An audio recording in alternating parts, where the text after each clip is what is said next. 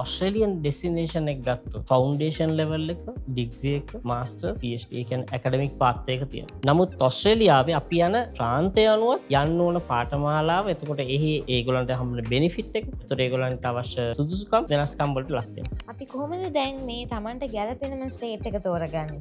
Basic ඩිග්‍රියක්ද, පශ්චාත් ඩිග්‍රියක්ද, එහෙම නැත්නම් PhD එකක්ද? ඒක අනුව Tamanට ලැබෙන වරප්‍රසාද ඒක වෙනස් වෙනවා. ඔස්ට්‍රේලියන් ඩොලර් 30000ක් විතර වෙනවා. නමුත් ඔස්ට්‍රේලියන් ඩොලර් 15000ට යන්න පුළුවන් යුනිවර්සිටිස් තියෙන පාඨමාලාවක් තියෙනවා. ඒකට ඇසස්මන්ට් ලෙවල් 1 එකේදී ඔයාලට තියෙන බෙනිෆිට්ස් නෙමෙයි ඇසස්මන්ට් ලෙවල් 2 එකේදී වීසා ප්‍රොසෙස් එකේදී තියෙන. PR එකක් ඇප්ලයි කරන්න පුළුවන් වයස සීමාව අවුරුදු 43 45ක. නමුත් අවුරුදු 55 පිරණ අයට ඔස්ට්‍රේලියා ගිහලා PR ගන්න පුළුවන් පාත්වෙස් තියෙනවා. ස්ටේට් එකකින් ස්ටේට් එකට PR එක ලබා දෙන්න බලන ක්‍රයිටීරියා එක වෙනස් වෙනවද? ඒ වගේ ඔස්ට්‍රේලියන් ගවර්න්මන්ට් එකෙන් දෙන ස්කෝලර්ෂිප්ස් උත් තියෙනවා. ඒක යුනිවර්සිටි එකෙන් දෙන වෙනමයි, ගවර්න්මන්ට් එකෙන් දෙන වෙනමයි. නීත්‍යානුකූලව ස්ටුඩන්ට් කෙනෙක්ට ඔස්ට්‍රේලියාව තුළ සුමානකට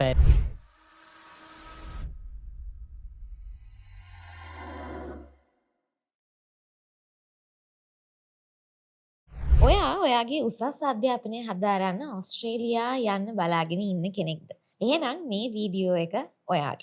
Welcome back to this new video series presented by Prime Visa Center. අපේ කලින් වීඩියෝ එක අපි කතා කරා UK ගැන. So this video is going to be all about Australia. දැන් අද මේ දේවල් අපිත් එක්ක ඩිස්කස් කරන්න අපිත් එක්ක සම්බන්ධ වෙලා ඉන්නවා අවුරුදු 25ක එක්ස්පීරියන්ස් එකක් තියෙන. ඒ කියන්නේ මේ ෆීල්ඩ් එකේ අවුරුදු 25ක එක්ස්පීරියන්ස් එකක් තියෙන කෙනෙක්. ඒ තමයි Prime Visa Center එකේ අධ්‍යක්ෂ ප්‍රගීත් මදුරංග මහතා. Hello Mr. Prageet. Hello, and Annie. thank you for joining us here today. දැන් අපිට ගොඩක් ඒරියාස් කවර් කරන්න තියෙන හින්දා මම ඉස්සෙල්ලම පළවෙනි ප්‍රශ්නේ විදිහට අහන්න කැමතියි Mr. Prageet. මොනවද ඕස්ට්‍රේලියා යන්න බලාපොරොත්තුෙන් ඉන්න කෙනෙක්ට තියෙන ස්ටඩි ඔප්ෂන්ස්? මොනවද යාර තියෙන choices? අපි ඉස්සලා වීඩියෝ එකේදී අපි කතා කරා UK ගැන. ඒතකොට අපි කිව්වා ෆවුන්ඩේෂන් ලෙවල් එකකින් ඉඳලා යන්න පුළුවන් කියලා. ඒතකොට අපි එතනදී මූලික වශයෙන් අපි කිව්වා යුනිවර්සිටිස් වලට විතරයි යන්න පුළුවන් කියලා.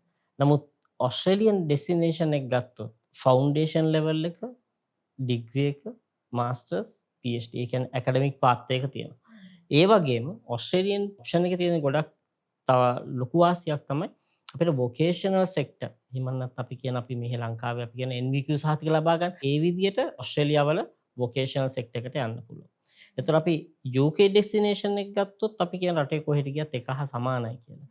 නමුත් ඔස්ට්‍රේලියාවේ අපි යන ප්‍රාන්තය අපි මෙල්බර්න් ද යන්නේ, සවුත් ඔස්ට්‍රේලියා ද යන්නේ. ඒ යන ප්‍රාන්තය අනුව යන්න ඕන පාඨමාලාව, එතකොට එහි අවශ්‍ය ඒගොල්ලන්ට හම්බෙන බෙනිෆිට් එක, එතකොට ඒගොල්ලන්ට අවශ්‍ය සුදුසුකම් ඒ ප්‍රාන්තය අනුව වෙනස්කම් වලට ලක් වෙනවා. ඉතින් ඔස්ට්‍රේලියාවේ ඩෙස්ටිනේෂන් එකේදී අපි අධ්‍යාපනය වගේම ස්කිල් මයිග්‍රේෂන් එක 482 වීසා කැටගරි එක, එහෙම නැත්නම් ඩිරෙක්ට් මයිග්‍රේෂන්, ඒ වගේ අවස්ථාවන් කීපයක්ම තියෙන ඔස්ට්‍රේලියාවේ ඩෙස්ටිනේෂන් එක ගත්තොත්. අපි කොහොමද දැන් මේ Tamanට ගැළපෙනම ස්ටේට් එක තෝරගන්නේ? ඔව් ඒක හොඳ ක්වෙස්චන් එකක්. ඒක තමයි ඇත්තටම ඔස්ට්‍රේලියාවල ගන්න ඕන ප්‍රධාන තීරණය. තමන් මොන ස්ටේට් එකටද යන්නේ? කියන්නේ අපි ඔස්ට්‍රේලියාවට යන 90%ක්ම ස්ටුඩන්ට්ස්ලාගේ තියෙන මූලික දේ තමයි PR එක ගන්නවා කියන එක. ඒතකොට PR එක ගද්දි මේ යන ස්ටේට් එක ඇත්තටම වැදගත්. ඒතකොට යන ස්ටේට් එක වැදගත්. එතකොට තමන් කරන්න යන පාඨමාලාව. කියන්නේ මේ ෂෝට් ටර්ම් නෙමෙයි, ඇත්තටම මේක ලොන්ග් ටර්ම් ප්ලෑන් එකක් තියෙන්න ඕන. තමන්ගේ වයස, ඒතකොට වයස බලපානවා. ඒතකොට ඒ කියන්නේ අපි පොයින්ට් සිස්ටම් එකකට තමයි මේකේ PR එක ලැබෙන්නේ. ඒතකොට තමන් යන වයසත්, එතකොට තමන් ඒ අදාළ වයසේදී නිම කරන පාඨමාලාවත්, ඒ පාඨමාලාවේ ලෙවල් එක කියන්නේ අපි ගත්තොත් ලෙවල් 4 එකක්ද, ලෙවල් 5 එකක්ද, නැත්නම් බේසික් ඩිග්‍රියක්ද, පශ්චාත් ඩිග්‍රියක්ද, එහෙම නැත්නම් PhD එකක්ද, ඒක අනුව තමන්ට ලැබෙන වරප්‍රසාද ඒක වෙනස් වෙනවා. ඉතින් මේ යන්න ඉස්සෙල්ලා දරුවෙක් අපෙත් එක්ක හරියට මේක ප්ලෑන් අවුට් කරලා තමන්ගේ අවශ්‍යතාවය, තමන්ගේ තියෙන බජට් එක ඒ අනුව ඕනේ තීරණය ගන්න මොන ප්‍රාන්තයටද, මොන සෙක්ෂන් එකකටද, මොන කැටගරි එකකටද තමන් එහි ගිහින් ඉගෙන ගන්න කියන්නේ. ඒ කියන්නේ Mr. Prageet දැන් ස්ටේට් එකකින් ස්ටේට් එකට PR එක ලබා දෙන්න බලන ඒ ක්‍රයිටීරියා එක වෙනස් වෙනවද? අනිවාර්යෙන්. ඒ කියන්නේ අපි ස්ටේට් එක අනුව ඒ දෙන PR එකේදී පොයින්ට්ස් ගන්න වෙනවා. අපි ගත්තොත් අපි මෙල්බර්න් ගියොත්, ඒගොල්ලෝ මේන් සිටි එකට ගියොත් පෝස්ට් ස්ටඩි වර්ක් පර්මිට් එක අවුරුදු 2යි. නමුත් අපි ගත්තොත් සවුත් ඔස්ට්‍රේලියා වගේ පැත්තකට ගියොත් ඒගොල්ලන්ට අවුරුදු 3ත් අවුරුදු 5ත් වෙනකන් ඒගොල්ලෝ පෝස්ට් ස්ටඩි වර්ක් පර්මිට් එක දෙනවා. ඒතොර මෙල්බර්න් වලදී PR එක ගන්නවනේ, ඒකට අපේ PR ලිස්ට් එකක් තියෙනවා. ඒකේ තියෙන කැටගරිස් වෙනස්. ඒතොර අපි ගත්තොත් සවුත් ඔස්ට්‍රේලියා ගත්තොත් ඒකේ තියෙන කැටගරිස් වෙනස්. සාමාන්‍යයෙන් ඕස්ට්‍රේලියාවේ දැන්ට තියෙන පිළිගැනීම අනුව වයස අවුරුදු 35ට අඩු වෙන්න ඕනේ මාස්ටර් උපාධියක් හදාරන්න යන්න. නමුත් අපි සවුත් ඕස්ට්‍රේලියාවේ පැත්තකට අවුරුදු 55ට ගිහිල්ලත් ඔයාලට PR එක ගන්න පුළුවන්. ඉතින් ඔය විශේෂත්වය මේ කැටගරි කියන්නේ අපි යන පළාත අනුවත් වෙනස් වෙනවා. ඒ නිසා තමයි මේකට අනිවාර්යෙන් ඕස්ට්‍රේලියාව වගේ ඩෙස්ටිනේෂන් එකට යනවා නම් එක්ස්පර්ට් හයි එන්ඩ් ප්‍රොෆෙෂනල් ගයිඩන්ස් එකක් අත්‍යවශ්‍යයි. දැන් මම හිතන්නේ සමහර අයගේ මතයක් තියෙනවා දැන් ඇත්තටම ලංකාවේ ගත්තොත් ගොඩාක් අය ඕස්ට්‍රේලියා යනවා. ඕස්ට්‍රේලියා වලට මයිග්‍රේට් කරනවා. ඉතින් සමහර අයගේ තියෙන මතයක් තමයි දැන් කවුරු හරි දන්නේ කෙනෙක් ඕස්ට්‍රේලියා ගිහිල්ලා ඉන්නේ. ඒගොල්ලොන්ගෙන් ඇඩ්වයිස් අරගෙන මමත් යනවා. දැන් මම හිතන්නේ එහෙම කරන්න බෑ. මොකද පුද්ගලයාගෙන් පුද්ගලයාට වෙනස් තියෙන ස්කිල් සෙට් එක ඒ ස්ටේට් එකත් වෙනස් වෙනවා දැන් ප්‍රගීත් කියපු. අනිවාර්යෙන්. ඒක විතරක් නෙමෙයි. කියන්නේ මේ කාලෙන් කාලෙට ඕස්ට්‍රේලියා තියෙන විශේෂත්වයක් තමයි මේ අපි රටකට ඇතුල් වෙද්දී මූලික දේ තමයි මේ වීසා එකක් සක්සස් කරගන්න එක. ඒතර ඕස්ට්‍රේලියා කියන ඩෙස්ටිනේෂන් එකේ ගොඩාක් ළඟ ඒගොල්ලන්ගේ නීති වෙනස් කරනවා. ඒතර අපි මේ පහුගිය කාලේ අපිට අත්විඳිච්ච හොඳම දේ තමයි අපි ඇසස්මන්ට් ලෙවල් 1 එකට අප්ග්‍රේඩ් කරා. ඒ වගේ මාස 3ක් වගේ කෙටි කාලයක නැවතත් අපි ඇසස්මන්ට් ලෙවල් 2 එකට ඒගොල්ලෝ දැම්මා. ඒක අපේ රටේම විතරනේ ඒ රටෙන් ගන්න තීරණය. එතකොට ඇසස්මන්ට් ලෙවල් 1 එකේදී ඔයාලට තියෙන බෙනිෆිට්ස් තමයි ඇසස්මන්ට් ලෙවල් 2 එකේදී වීසා ප්‍රොසෙස් එකේදී තියෙන්නේ. එතකොට දරුවෙක් මේ වීසා එකකට ඇප්ලයි කරද්දී මෙන්න මේ කැටගරි එක ඒ මොනාටද ඇප්ලයි කරන්නේ Tamanට ගැලපෙන්නේ මොකක්ද කියන එක සහ ඒ කාලට අදාළ වීසා සක්සස් රේට් එක යන්නේ මොකක්ද කියන එක අනුව තමයි වීසා එක ඇප්ලයි කරන්න ඕනේ. ඊළඟට දැන් මිස්ටර් ප්‍රගීත් කිව්වා කාට හරි ඕස්ට්‍රේලියා යනවා නම් ෆවුන්ඩේෂන් ලෙවල් එක ඩිග්‍රී එක මාස්ටර්ස් PhD මේ ලෙවල්ස් ගොඩක් තෝරගන්න තියෙනවා ස්ටඩි ඔප්ෂන්ස් විදියට. ඉතින් මේ එක එක ලෙවල්ස් වලට යන්න පුළුවන් මොනවද ක්‍රයිටීරියා මොනවද එලිජිබිලිටි ක්‍රයිටීරියා ඒගොල්ලෝගේ සුදුසුකම් මොනවද තියෙන්න ඕනේ? දැන් ඕස්ට්‍රේලියාව වගේ රටක කියන්නේ අපි ගත්තොත් O level හරියට සමත් වෙච්ච නැති එක්කෙනෙක්ට එමික් ලෙවල් එකට යන්න පුළුවන්. ඒ කියන්නේ අපි කියනවා pre foundation program foundation ඊට පස්සේ තියෙනවා level 4 level 5 ඒ වගේ කොටසෙන් කොටස එයාට අධ්‍යාපනයේ මුල ඉඳන්ම හදාරීමේ හැකියාව තියෙනවා. හැබැයි ඉතින් මේ යන විදියට ඒගොල්ලන්ගේ වයස් සීමාවල් බලපාන. කියනවා වයස් සීමාවල් හැම ඕනම වයස එක්කෙනෙකුට ඕනම පාඨමාලාවක් හදාරන්න හැකියාවක් නැහැ.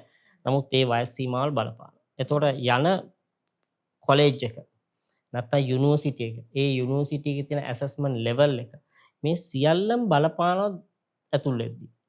ඉතින් අපි සමහර පාඨමාලා ගත්තොත් ඒකට අවුරුදු 22 වෙනකන් කට්ටියට විතරයි ඇතුල් වීමේ හැකියාව තියෙන්නේ.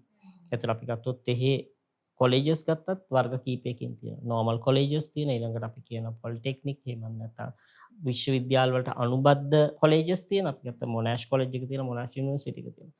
ඒතර ඒ පාඨමාලාවන් අනුව මේ ඇතුල් වෙන ක්‍රමවේද වෙනස් වෙනවා. ඒ වගේම තමයි ඊළඟට මම හිතන්නේ ගොඩක් අයට තියෙන ප්‍රශ්නේ තමයි බජට් එක. මේ ලෙවල්ස් හැම එකටම බජට් එක වෙනස්. ඒ වගේම cost of living එක ඉතින් ඒකත් පුද්ගලයෙක්ගෙන් පුද්ගලයාට වෙනස්. අපි බජට් එක ගැන පොඩ්ඩක් කතා කරොත් මිස්ටර්. බජට් රේන්ජ් එකත් ඒ වගේ අපි ගත්තොත් යුනිවර්සිටිස් වල කියන්නේ සාමාන්‍ය දල වශයෙන් ඕස්ට්‍රේලියාව ගිහිල්ලා ස්ටඩි කරනවා නම් අපි කියනවා යුනිවර්සිටි এডুকেෂන් එක ඕස්ට්‍රේලියානු ඩොලර් 30000ක් විතර වෙනවා. 30000 35000ක. නමුත් ඕස්ට්‍රේලියානු ඩොලර් 15000ට යන්න පුළුවන් යුනිවර්සිටිස්ුත් තියෙනවා පාඨමාලාවක් තියෙනවා. එතකොට ඒ වගේම දැන් ඒ ක්වොලිෆිකේෂන් එකම එයා කොලෙජ් එකකට ගිහිල්ලා මූලිකව ඊට වඩා අඩු ගානක. ඒ කියන්නේ අපි ගත්ත මොනාෂ් යුනිවර්සිටි එකේ පාඨමාලාව 45000ක මොනාෂ් කොලෙජ් එකේ හරහා යද්දි පළවෙනි අවුරුද්ද ඊට වඩා ගොඩක් අඩුවෙන් කරන්න පුළුවන්. ඉතින් ඒ තමන්ගේ තියෙන වත්කම අනිත් එක තමයි ඕස්ට්‍රේලියාට යද්දි අර ෂෝ මනි එක තමන් කොච්චර ෆන්ඩින් පෙන්නනවද කොච්චර ඒක කොයි විදියට ආකාරය පෙන්වනවද. ඉතින් මේ සියල්ලම බලපාන. ඒ කියන්නේ තමන්ගේ ෆයිනෑන්ෂල් බෑග්ග්‍රවුන්ඩ් එක ක්වොලිෆිකේෂන් එක තමන්ගේ අනිත් හැකියාවන්. ඒ කියන්නේ අධ්‍යාපන පමණයි තම දරුවගේ තියෙන අනිත් බෑග්ග්‍රවුන්ඩ් එකත් බලපාන මොන යුනිවර්සිටි එකකද මොන කොලෙජ් එකකටද යන්නේ කියන්නේ. ඉතින් ඒ එන ප්‍රොෆයිල් එක අනුව තමන්ගේ යාළුවා ගිය පළියට තමන්ටත් ඒකට යෑමේ හැකියාවක් නැති. අපි හොඳටම දන්න දෙයක් තමයි අපේ ලංකාව ඇතුලේ ප්‍රධාන යුනිවර්සිටි වල අනුබද්ධ ශාඛා තියෙනවා. ඒ කියන්නේ අපි කියනවා ලෙවල් ඒගොල්ලන්ගේ යුනිවර්සිටි එකේ තියෙන පාඨමාලාවේ කොටසක් මෙහි ලංකාවේ ඒ අදාළ යුනිවර්සිටි එකේ ක්‍රයිටීරියා එකම ඉගෙන ගන්න පුළුවන් ආයතන තියෙනවා. ඒ ආයතන වල ඉගෙනගෙනත් ඒ ආයතන අපි ගත්තොත් අපි හිතාගෙන යනවා හරි මෙන්න මේ අහවල් ආයතනෙට ගිහිල්ලා මේ පළවෙනි අවුරුද්ද මෙහි ඉගෙන ගත්තා මට කෙලින්ම ඒ අදාළ යුනිවර්සිටි එකේ සෙකන්ඩ් ඉයර් එකට නැත්නම් තර්ඩ් ඉයර් එකට යන්න පුළුවන් කියලා. නමුත් ඒක වෙන්නේ නැහැ. 50%කටත් වැඩි ගානකට ඒ අදාළ යුනිවර්සිටි යෑම හැකියාව හම්බ වෙන්නේ නැහැ. ඉතින් ඒ කියන්නේ අර ඒ අධ්‍යාපන මට්ටම පමණක් නෙමෙයි එයාගේ අනිත් බාහිර දේවල් මේකට බලපානවා. ඉතින් ඔස්ට්‍රේලියා කියන ඩෙස්ටිනේෂන් එක කවුරු යන්න ඉන්නවා නම් එයා අනිවාර්යෙන් මුල ඉඳන්ම අපි කියනවා අවුරුද්දක් නෙමෙයි සාමාන්‍යයෙන් ඔස්ට්‍රේලියා යන්න ඉන්නවා සාමාන්‍යයෙන් O level වලට ඉස්සෙල් ඉඳන්ම තමන් හැඩ ගහන්න ඕන ඔස්ට්‍රේලියා කියන ඩෙස්ටිනේෂන් එකට යන්න හිතන් ඉන්න ඕනේ. ඒක තමයි හොඳම විදිය. අපි ඔස්ට්‍රේලියාවල තියෙන ස්කෝලර්ෂිප් ඔප්ෂන්ස් ගැන පොඩ්ඩක් කතා කරමු. ඔස්ට්‍රේලියාවල ස්කෝලර්ෂිප් ස්කීම්ස් තියෙනවා. තමන්ගේ ඇකඩමික් ස්කෝලර්ෂිප්ස් තියෙනවා. ඒ වගේම පර්ෆෝමන්ස් ස්කෝලර්ෂිප් තියෙනවා. ඒ කියන්නේ අපිට ගිහිල්ලා තමන්ගේ පර්ෆෝමන්ස් වලින් ගන්න පුළුවන් ස්කෝලර්ෂිප්ස් උත් තියෙනවා. ඒ වගේම ඔස්ට්‍රේලියානු ගවර්න්මන්ට් එකෙන් දෙන ස්කෝලර්ෂිප්ස් උත් තියෙනවා. ඒක යුනිවර්සිටි එකෙන් දෙන වෙනමයි ගවර්න්මන්ට් එකෙන් දෙන වෙනමයි. ඒ වගේ ස්කෝලර්ෂිප් වර්ග කීපයක්ම තියෙනවා. ඒතොර ඒ ස්කෝලර්ෂිප් වලට අපිට මුලින් ඉඳන්ම ඇප්ලයි කරන්න පුළුවන්. ඒතොර ඒ ඇප්ලයි කරද්දි තමන්ගේ ප්‍රොෆයිල් එක තමන් කොයි වගේද මේකට මේ සුදුසුකම් ලබන්නේ ඒක හරියටම ක්‍රයිටීරියා එක අපි බලලා කරුත් අපිට ඒක ස්කෝලර්ෂිප් එකක් ගන්න හැකියාවක් තියෙනවා. ඉතින් අනිත් එක තමයි ඔස්ට්‍රේලියාවේ තියෙන හොඳම ඩෙස්ටිනේෂන් නැත්නම් අපි කියන ස්කූලින් වීසා.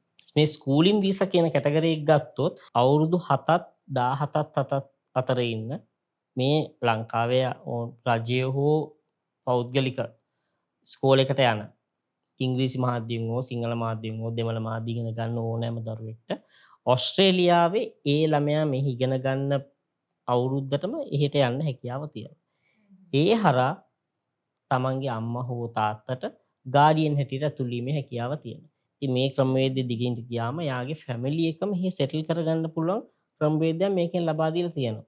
ඉතින් මේ වගේ ඔප්ෂන්ස් ගොඩාක් තියෙනවා ඔස්ට්‍රේලියා කියන ඩෙස්ටිනේෂන් එකේදී. මොකක් හරි පාඨමාලාවකට අපි හිතමු කෙනෙක් කියන අපි හිතමු ඒ පවුලේ තාත්තා යනවා කියලා.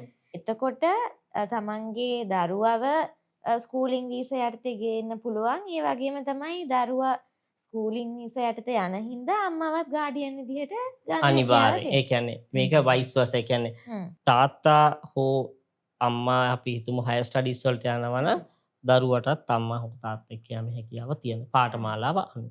ඒ වගේම ඒකේ අනිත් පැත්තේ දරුවා හේ පාසලකට යන්න ඇතුල් වීම සම්පූර්ණ කරොත් ඒකත් එක්ක අම්මට හෝ තාත්තට දරුවත් එක්ක යාමේ හැකියාව හම්බ වෙනවා.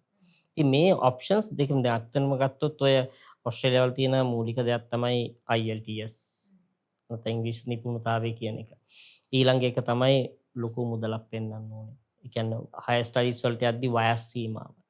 නමුත් මේ ස්කූලින් වීසා කැටගරි එකේදී ඒගොල්ලන්ට පුළුවන් දරුවා හරහා රටට ඇතුල් වීම සහ එතනින් සෙටල්මන්ට් ප්ලෑන් එකකට යන්න. ඉතින් ඒ අවස්ථාව තියෙනවා. මේ ඩිපෙන්ඩන්ට් ගැන කතා කරොත් කියන්නේ පාඨමාලාව හදාරන්න යන එක කියන්නේ තමන්ගේ ස්පවුස්ව ගෙනියන්න පුළුවන් ද ඩිපෙන්ඩන්ට් විදිහට. ඔස්ට්‍රේලියාවේ අපි මාස්ටර් උපාධියක් හෝ එතනින් එහා ඉගෙන ගන්න යන එක්කෙන්ට ඔස්ට්‍රේලියාවේ පවුස් එක්ක යන්න පුළුවන්. ඒ වගේම ලංකාවේ අවුරුදු ගාණක් ඉගෙනගෙන උපාධියක් ගත්තන එක්කෙනෙක්ට ඒ උපාධි වල වසර කීපයක් ඇතුළත ඔස්ට්‍රේලියාවට යන්න පුළුවන් ට්‍රේනින් ලබන්න. ඒ කියන්නේ අපි තුමු ඔයා මෙහි උපාධි ඉවර කරනවා කියලා. උපාධි ඉවර කරලා ඔයාට ඉල්ලීමේ හැකියාවක් තියෙනවා. ඔයාගේ පෝස්ට් ස්ටඩි ට්‍රේනින් වලට ඔස්ට්‍රේලියාව ඩෙස්ටිනේෂන් එකකට යන්න. ඒ අවස්ථාවක් තියෙනවා. ඒතර මම මුලින් කිව්වා අපි වයස් සීමාවල් තියෙනවා ඔස්ට්‍රේලියාව. අපි සාමාන්‍යයෙන් PR එකක් ඇප්ලයි කරන්න පුළුවන් වයස් සීමාව අවුරුදු 43 45 කියලා කියනවා. නමුත් අවුරුදු 55 පිරණ අයටත් ඔස්ට්‍රේලියාව ගිහලා PR ගන්න පුළුවන් පාත්වෙස් තියෙනවා. අපි ඩාමා ප්‍රෝග්‍රෑම් එක වගේ ප්‍රෝග්‍රෑම්ස් තියෙනවා. ඒ හරහා ඒගොල්ලන්ට ස්පොන්සර්ෂිප් එකක් අරගෙන එහෙ ගන්න පුළුවන්. ඒ වගේම එහෙ තියෙනවා තව ස්පොන්සර්ෂිප් වීසාස්. ඒ කියන්නේ යම් කිසි ආයතනයකින් ඔයාව ස්පොන්සර් කරලා ඔයාගේ ස්කිල් එක ඇසස් කරලා ඒ අනුව ඔයාට රට ඇතුල් වෙන්න පුළුවන්. එතකොටත් ඔයාගේ ෆැමිලි එක ඔයාට අරන් යන්න පුළුවන්. ඉතින් ඒ වගේ අවස්ථාවන් ඔස්ට්‍රේලියාවල ගොඩාක් ওই වගේ ඔප්ෂන්ස් කීපයක් තියෙනවා. අපේ ගාවට ඇත්තටම කවුරු හරි ආවොත් අපි ඇත්තටම එයාගේ ලෙවල් එක ඇසස් කරලා අපි බලන්නේ එයාව කොයි කැටගරි එකෙන්ද මේ රටට ඇතුල් කරන්න පුළුවන්. ඉතින් අපි ඔන්න ඔය ඇඩ්වාන්ස් එයාගේ ඇසස්මන්ට් එක කරලා එයාට යන්න පුළුවන් පාත්වේ එක අපි ලබා දෙන එක අපි කරන්නේ. මේ කෝස් එකක් ෆලෝ කරලා ඉගෙන ගන්නම යන්න අවශ්‍යතාවයක් නැහැ ඔස්ට්‍රේලියාවල. ඔව් ඒ කියන්නේ ඉගෙන ගන්නම් පමණක් නෙමෙයි එයාගේ ස්කිල් කැටගරි එකෙන් යන්න හැකියාවක් තියෙනවා. ට්‍රේනින් වලටත් යන්න පුළුවන් ඔස්ට්‍රේලියාවට.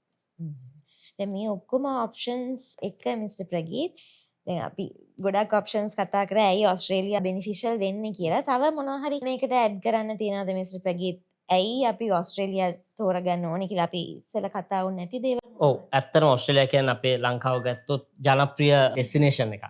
ඉතින් ඒ ඩෙස්ටිනේෂන් එකක් තමයි අනිත් රටවල් එක්ක සංසන්දනය කරද්දී ඔයා ඉගෙන ගන්න කාලය තුලදී ඔයාට මුදල් හම්බ කරන්න පුළුවන් විදිය. කියන්නේ නීත්‍යානුකූලව ස්ටුඩන්ට් කෙනෙක්ට ඕස්ට්‍රේලියාව තුල සුමානයකට පැය 24ක් ඔයාට වැඩ කරන්න පුළුවන්. එතකොට නිමාඩු කාලවලදී අන්ලිමිටඩ් වැඩ කරන්න පුළුවන්. එතකොට ඒ පැයකට ගෙවන මුදල සෑහෙන මුදලක්. එතකොට ඒ මුදල් එක්ක බොහෝ දුරට ඔයා හරියට ෆන්ඩ් මැනේජ්මන්ට් එක කරොත් ඔයාට හම්බ කරලා ඔයාගේ පාඨමාලාවලට ගෙවීමේ හැකියාව ලැබෙනවා. එතකොට හරි ක්‍රමවේදයකින් හරි ප්ලෑන් එකකට ගියොත් ඔයාට අනිවාර්යෙන් PR එක ගන්න පුළුවන්. එතකොට තමන්ගේ තියෙන ස්කිල් කැටගරි එක තමන්ගේ තියෙන ලෙවල් එක අනුව ඔයා හරි ලෙවල් එකක් පාස් වෙලා ඒ ලෙවල් එකට අදාළව ඔයා හරියට ස්කිල් ජොබ් එකක් කරොත් ඔයා ඒ රටේ තියෙන අදාළ ප්‍රාන්තය අනුව ඔයාට PR එක ගන්න කෙටි මාර්ග හොයාගන්න පුළුවන්. එතකොට අනිත් එක තමයි ඕස්ට්‍රේලියාවේ තියෙන එකම එකක් තමයි ඔයාගේ පවුලේ වැඩි පිරිසක් ඕස්ට්‍රේලියාවේ ඉන්නවනම් ඔයාගේ අම්මා තාත්තා සහෝදරයෝ ඕස්ට්‍රේලියාවට ගන්න හැකියාවක් තියෙනවා. ඉතින් ඒක අනුව ඕස්ට්‍රේලියාව කියන්නේ ගොඩාක් ජනප්‍රිය අපේ බොහෝ දෙනෙක් යන්න කැමති ඩෙස්ටිනේෂන් එක. අන්තිමට ගිහිල්ලත් අපේ කමියුනිටි ගොඩක් ඉන්නවා. ඉතින් ඒක නිසා මොකද ලංකාවේ වැඩිම පිරිසක් මයිග්‍රේට් කරන්න එහෙම නැත්නම් අපි කියන ෆොරින් এডুকেෂන් වලට යන ඩෙස්ටිනේෂන් තමයි ඕස්ට්‍රේලියාව. ලෝකෙ ගත්තොත් ඕස්ට්‍රේලියාව තියෙන හතරවෙනි තැන. නමුත් ලංකාවෙන් ගත්තොත් පළවෙනි තැනට තියෙන ඕස්ට්‍රේලියාව කියන ඩෙස්ටිනේෂන් එක. මිස්ටර් ප්‍රගීත් කිව්වා වගේ දැන් අපිට ඔප්ෂන් එක තියෙනවා ඕස්ට්‍රේලියා ගිහලා වර්ක් කරන අතරේ ඒ හම්බෙන ටයිම් එකත් එක්ක earn කරලා අපේ කෝස් එකට ඒ පේමන්ට් එක කරන්න.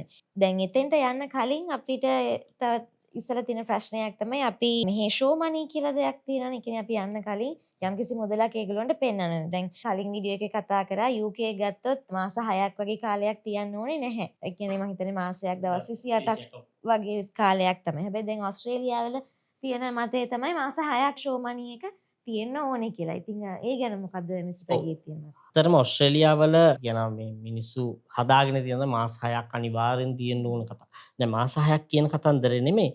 මෙතනදී පෙන්වන්න ඕනේ ඕස්ට්‍රේලියාවට යද්දී මේ යන පුද්ගලයාට ඉදිරියට තියෙන වියදම් දරා ගැනීමේ හැකියාව තියනවා කියන එක. ඒතර ඒකෙදි අපි මේ ෂෝ මනී එකදී පෙන්වන්නේ ඇත්තටම අවුරුද්දක ලිවිං එක්ස්පෙන්සස් ඊළඟට අනිත් එක තමයි යාගේ බැලන්ස් අවුරුද්දේ තියෙන කෝස් ෆී එක ගෙවන්න පුළුවන් ප්‍රමාණය. ඔන්න ඕක තමයි ෂෝ මනී එකදී පෙන්වන්නේ.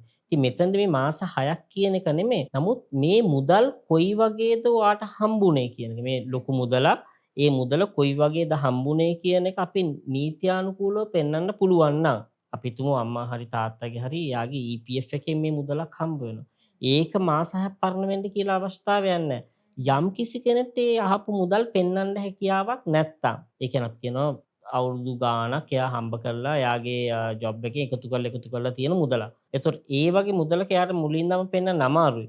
නමුත් ඔයාට පුළුවන් ඒ වගේ මුදලක් නම් මාස 6ක් පරණ වෙලා තියෙන්න ඕනේ. එයාගේ අදාළ account එකේ. නමුත් අලුතෙන් එයා ගන්නවා නම් මුදලක් එයා ලෝන් එකකින් ගන්නවා නම් එහෙම නැත්නම් වාගේ ඉඩමක් හෝ මොකක් හරි විකුණලා ගත්ත මුදලක් නම් ඒ ඉඩම ඔයා සතුව අවුරුදු ගානක් තිබ්බ ඉඩමක්. එතකොට වාගේ ඒක ඇත්තටම මේ ඉඩම් විකුණලා තමයි මේ මුදල් ආවේ කියන එක හරියට නීත්‍යානුකූල නම් ඔයාට මාස 6ක් කියන කාලයක් පෙන්වන්න මේ අවස්ථාවක් නැහැ. ඒ කියන්නේ මේ මුදල් ආපු ආකාරය නිවැරදි නම් ඒකේ කාලය බලපාන්නේ නැහැ. කාලය බලපාන්නේ කොහොමද මුදල් ආවේ කියන ඒ ඇස්පෙක්ට් එකත් එක්ක. ඉතින් ඒ දේවල් දැනගන්න මම හිතන්නේ අනිවාර්යෙන් කන්සල්ටන්ට් කෙනෙක් එක්ක කතා කරලා ඇත්තටම මොකද මේ වෙන ප්‍රොසෙස් එක කියලා ඒ ට්‍රාන්ස්පේරන්සි එක මේන්ටේන් කරගෙන ප්‍රොසීඩ් වෙනවා නේද ඔව් ඒක වාකියු එක හරි. ඒ කියන්නේ මෙතනදී මේ ෂෝ මනී එක පමණක් නෙමෙයි ඕස්ට්‍රේලියාවේ ඩෙස්ටිනේෂන් එකේදී. අපේ පවුලේ ආදායම. ඒ කියන්නේ ඉදිරි වසරවලදී ඔයා කොහොමද මේ මුදල් ගෙවන්නේ කියන එක ඔයා අනිවාර්යයෙන්ම ඕස්ට්‍රේලියන් ගවර්න්මන්ට් එකට මේ ලිඛිතව දැනුම් දෙන්න ඕනේ. එතකොට ඔයා අන්න ඒක තමයි ඕස්ට්‍රේලියාවල තියෙන මූලික දෙක.